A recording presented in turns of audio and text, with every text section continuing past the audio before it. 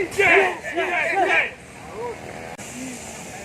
laporan ke pos utama dalam rangka Jambore ke Aceh di Aceh Jawa tahun 2019. Ini kita harus mempersiapkan yaitu dari masing-masing kabupaten kota yang sudah kita sepakati bersama-sama untuk kali ini kita akan melaksanakan geladi kotor. Geladi kotor yang gunanya untuk pelaporan nanti itu kita serahkan kepada komandan.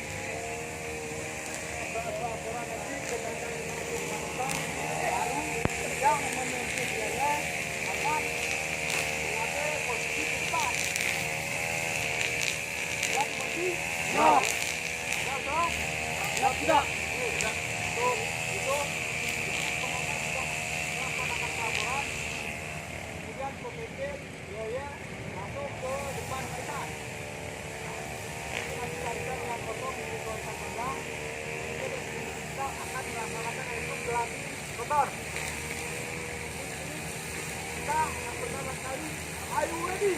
Yes.